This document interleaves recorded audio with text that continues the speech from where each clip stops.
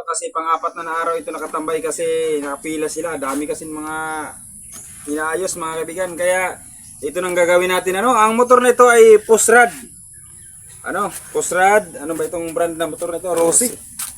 Rossi at iniwan ito ng mayari kasi hindi na umandar. Tumirik sa daan, hindi na umandar. So, sa ganitong mga sitwasyon mga kaibigan, makakuha kayo ng ideya, Kaya ako ito siya ipapakita para sa mga gumagawa ng motor, huwag kayong maiwasan yung magbaklas kung saan-saan kapag ganito ang sitwasyon. At doon din sa mayari, matututo ka kapag ganitong sitwasyon ng motor mo o kalagayan ng motor mo. So, una-una na gagawin nyo pag hindi umandar, dito tayo magbabase kagad sa kick. Sa kick, yung pakiramdaman nyo yung kick nya. Kung may nagbago ba sa tigas ng iyong kick. O yung pagpadjak nyo na parang mayroong nagbago na parang hindi na siya matigas i-post. Sa kalagayan na ito mga kaibigan, ang motor na ito ay malakas ang kompresyon nito at kung good yung kalagayan niya, kapag ibinaba yung kick, bumabackfires pa nga ito. Kaya ngayon sa kalagayan na ito, hindi na ito ngayon bumabalik, So ano ba ang sira? Bumabalik siya pataas yung kick pero yung niya mahina, Hina, Kamay ko lang, Ang hina. So saan tayo magbabaklas? Sa madaling salita, magbabaklas tayo hindi dito sa clutch, hindi rin tayo kung saan. Dito tayo magbabaklas sa ulo.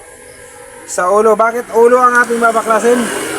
Kasi ito yung nagbibigay ng compression dito sa ating cylinder block, sa piston. Siya yung ating aalamin. Baka ang ating pusrad ay naputol o may kumalas dito sa ulo ng ating head, kung kaya yung balbula natin ay hindi nagko-compress o hindi siya nag-iipon ng kompresyon. So babaklasin na natin. Tingnan natin nang sa ganon malaman na natin kung ano naging problem.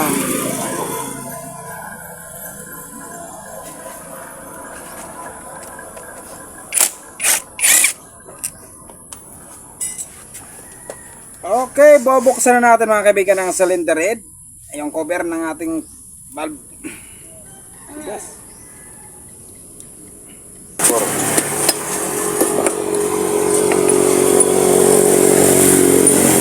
Ayan na! May nasisi. Andito na ang problema. Lumitaw na kagad. Kung magaling kayo dyan, nakikita nyo kung anong problema. Andito, hawakan ko. Ayan o. Ayan. Umikot-ikot siya, ang kakaiba ng pag-ikot, tingnan yung isa, hindi umiikot. Umiikot ang ating pusrad. So pagkakataon nito sa mga motor na mayroong pusrad, So bago natin babaklasin yan mga kaibigan, itap dead center natin ang ating piston. Nang sa ganun ay maluwag natin bubuksan ang mga tornilyo niya. So babaklasin natin ito.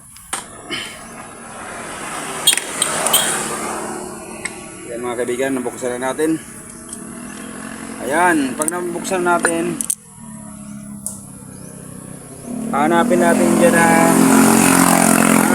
ang guhit dyan, guhit. Medyo maitim mga saiti kaya hindi makita. Litrang F ang ating nakikita. So pag litrang F, pagpatuloy pa ng pag-ikot ng konti na lang. Kunti na pag-ikot. Ayan. Sumunod na ang letter T.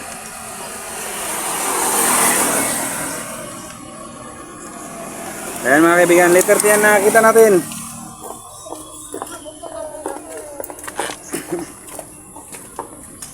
Yun.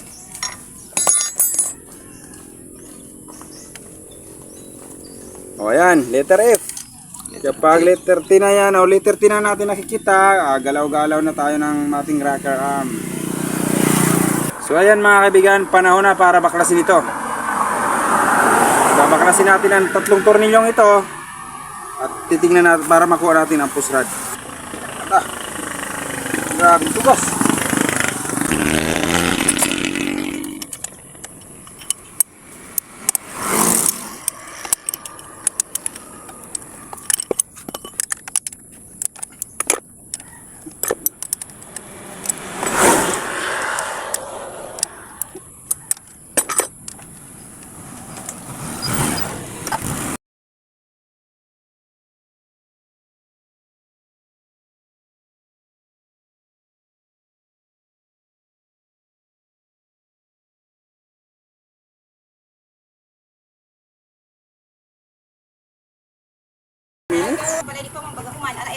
Wala.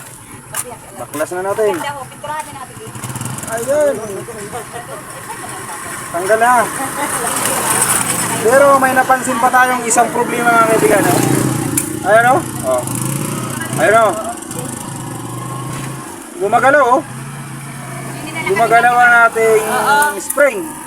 Dito hindi yan matigas yan. Ayan o, gumagalaw. Ibig sabihin nito mga kaibigan, putol ang pusrad. Ang balbula. Putol ang exhaust valve. And then, ang pusrad, good ang pusrad. Kaya pala wala na siyang power. Ayun, good din ang pusrad. Kaya lang ito, naputol. Ayun, no? Ayun, no? Saan na yung pusrad natin? Nandun na yata sa loob. Barbula. Ang barbula natin. Laglag sa loob. So tatanggalin natin ito mga kaibigan para makuha natin yung balbula na iwan doon sa may ulo ng piston natin. Babaklasin natin ito.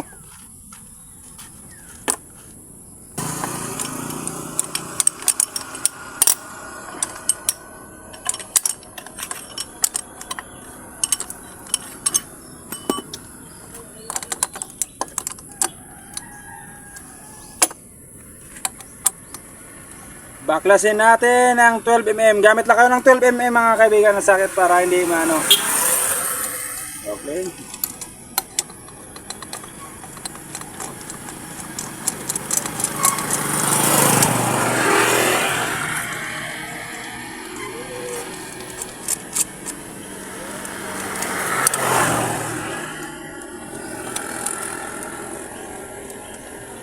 And then huwag nyo nang hugutin para hindi magkapuro baliktad.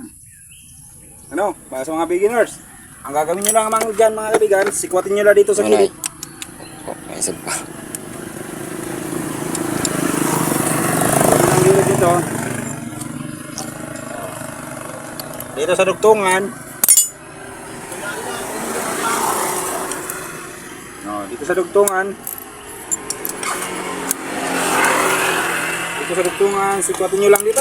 Ayun, tanggal yan. Ayun. Sana ang balbula, be? Sana. Yung tama ng ating piston. Sigurado ako dito. Iyay. Patay tayo. Laki ng damage mga kaibigan. Ayay. Tanggal mga kaibigan ang dalawang balbula. Ang laki ng damage. Tanggal ang spark plug. Natanggal yung natanggal yung ating balbula. Lahat sila. Pero ang pinagtataka ko, nasaan na yung parang ganito ng exhaust valve? Wala na. Wala na din dito. Saan ano yun? Baka dumaan ang stambot ko. Hindi naman makadaan dyan. Wala na.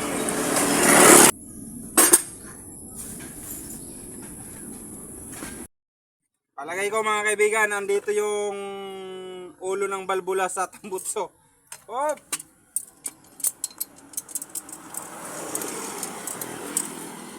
Dito mga kaibigan. Dito na ang ulo ng balbula. Yay! So sana may natutunan mga kaibigan. Sana may natutunan pag ganito yung sitwasyon ng motor nyo. Thank you very much. Like and share.